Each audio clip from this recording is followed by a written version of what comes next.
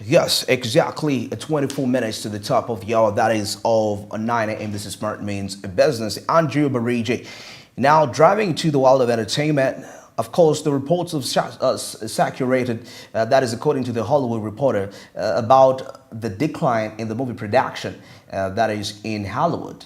And now, like I said some time back, the movie industry has faced a lot of setbacks away from the COVID-19 pandemic, talking about the strikes. There is a scenario where you had the workers strike over the pay rises and all that.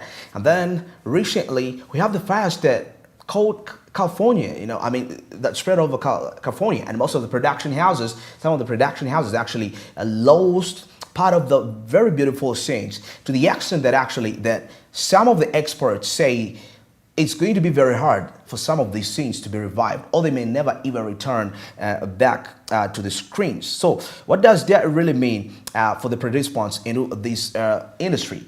And of course, looking into coming in down to Africa, where we have people that own cinema halls, premiering movies, there is going to be some sort of a famine of movies. Let me call it a famine, because what is coming all along really is very scary for all the participants. So the question is, as a Ugandan movie maker, as any person in any industry, how do we leverage on such a time? Because I feel like when Hollywood declines in production, we're going to have quite an emergency of new players in the industry because of the less competition, because of late, most of the movies that have actually been acted, they have not been really speaking to the people. Majority of the people actually do criticize this movie on a very, largely, on a big percentage. They criticize the movie stories. They say the stories are no longer emotional. They do not have, people don't relate with these stories, according to what they say, So, could this also lead to a further decline entirely of Hollywood as we know it as the mother of movies? Anyway, let's see what the report says. Now, the report, according to the Hollywood Reporter, another sobering snapshot of Hollywood's production decline. Now, in a bit of a positive news for those following the film and TV production trend lines, Netflix executives said on Tuesday that they're planning to cache content. They say that they're planning to up their annual cache content. So in other words, planning to increase. To up their annual cache content spend by about $1 billion this year, 2025. That's a lot of money. Now, from 17 billion to about 18 billion, as the streaming giant broke records with a 90 million quarterly subscriber odds for a total 302 million global members.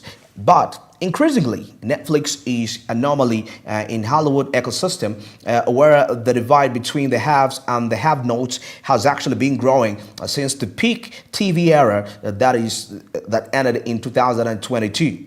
Now, the new research finds that when totaling up all the episodes that are produced last year, the figure is far lower than it had been just 2 years ago, before spending a pullback of dual writers and actors strikes in 2023. Now, some 16,012 total episodes of TV content were produced. That is in 2022. A figure that dropped to about 13,300 episodes in 2023 and 11,069 last year, according to the new report from the data provider that is Illuminate, which is co-owned by Penske Media Corporation, the parent of the Hollywood Reporter.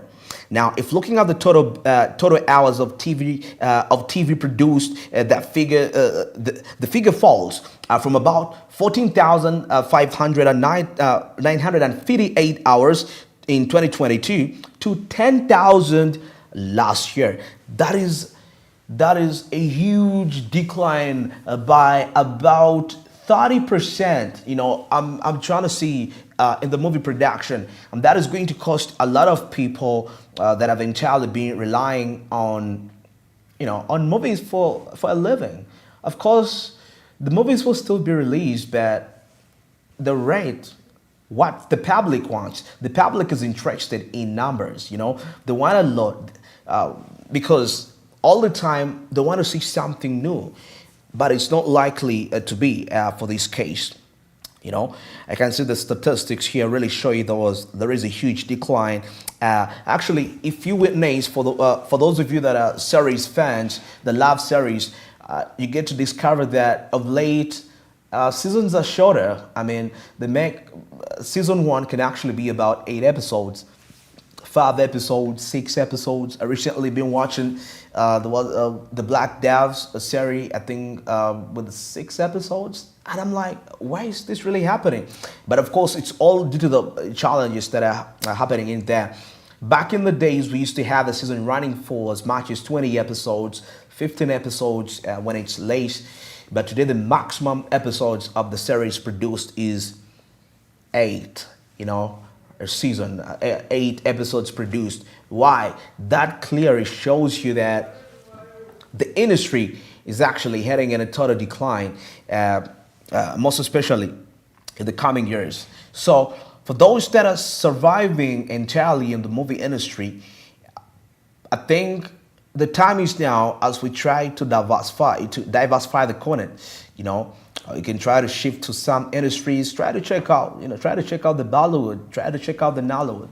The Chinese film industry is also actually established of late. They have the top effects, the nice effects. I feel like Hollywood's decline is likely to lead to the rise of other industries. But the question is, Africa is going to be very absurd that if we lose this opportunity. I'm just trying to think, if we lose this opportunity, the decline of Hollywood, because I look at countries like South Africa, Nigeria, that really have very established industries. You can take a look at the videos they shoot, the movies they shoot, and the Nigerians are also upgrading the game when it comes to the movies. Gone are the days when they had the good stories, but the visual wasn't really attractive.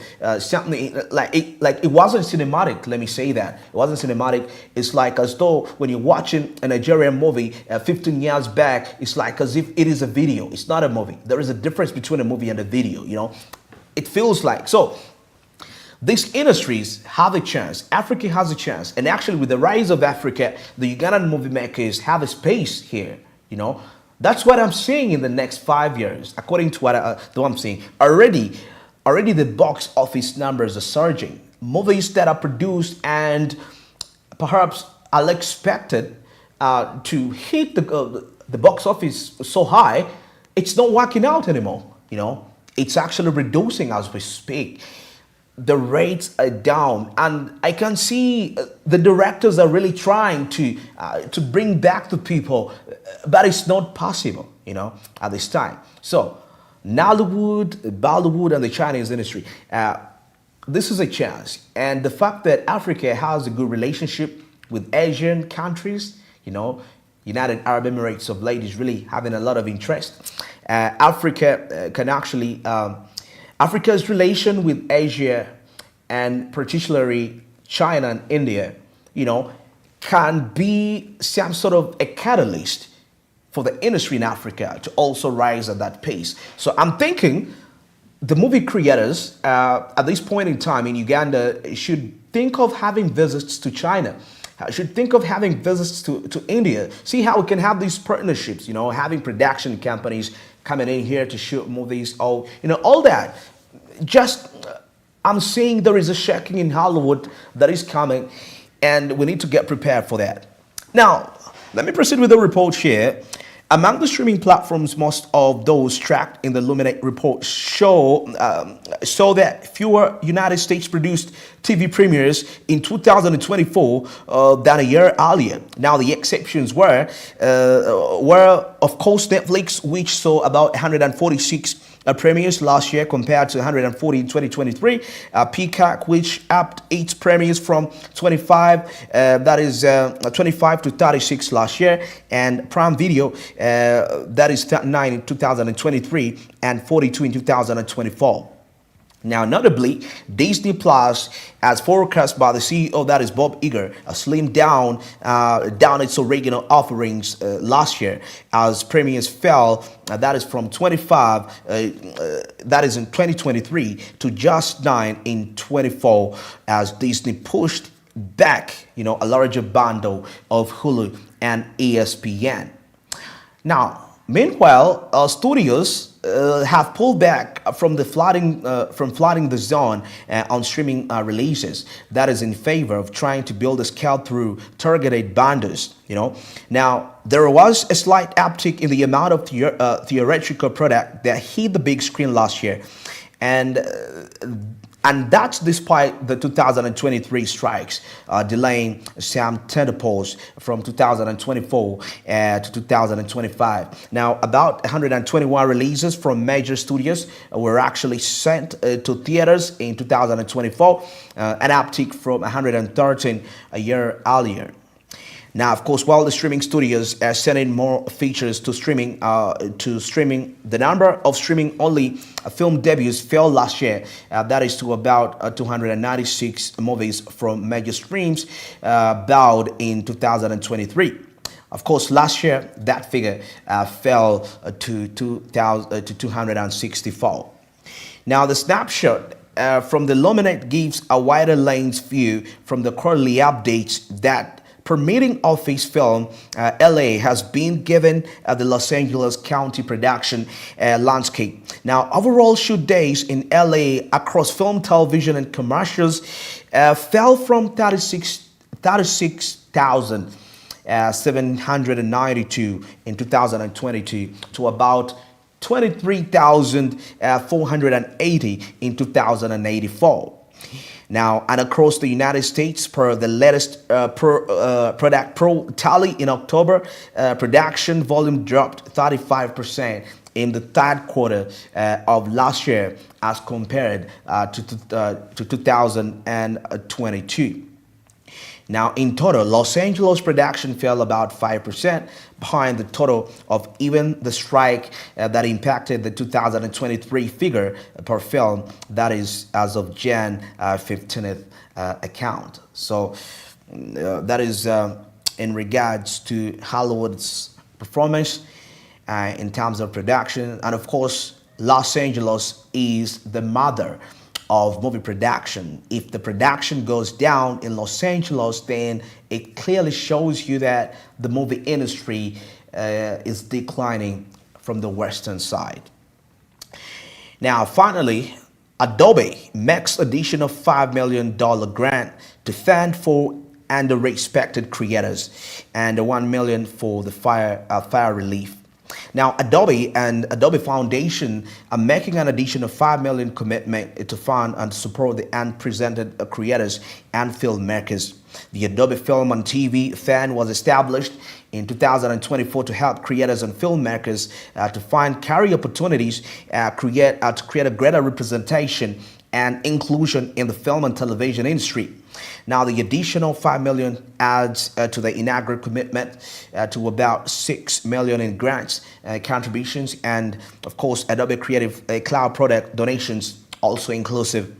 Now, the fund is also partnering with the Group Efforts Initiative, an initiative that was launched and financed by Rand Reynolds and Blake, that was way back in 2020, to provide Adobe training courses for young filmmakers, editors, and marketeers, as well as support mid-career advance for others through employment engagement, education, and training and mentorship at the same time. Now, this is the Vice President of Marketing Strategies and Communications of Adobe. He says that when it comes to storytelling in film and TV diversity, it's crucial and ensures that audiences feel represented and heard. Now, that is according to Stacy Martinate, Adobe Vice President of Marketing Strategy and Communications. And he further said that it's not just the optics, but they also need the unique voices and visionaries behind the scenes in the roles of creators, directors, and industry leaders, telling the diverse stories that reflect the world that we live in.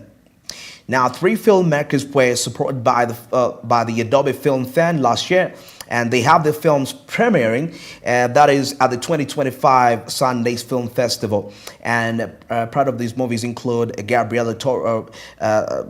Maria Gabriela Torres. This is editor of The Librarians. Isabel Castro, the director of Selena Y. Londinos, and Mario Farrow, editor of Sweet Talking Guy. So the editors have an opportunity with Adobe for that. Now, additionally, the Adobe Foundation is backing a $1 million donation across the California community foundation, which includes the Wildfire Recovery Fund and the Entertainment Community Fund. Now, Adobe will also match outside donations of both funds. So let us wait and see how that will turn out to be. And that is it for now. Let's go for the break, and I'll be returning with our business insight and, and other development stories. Stick around.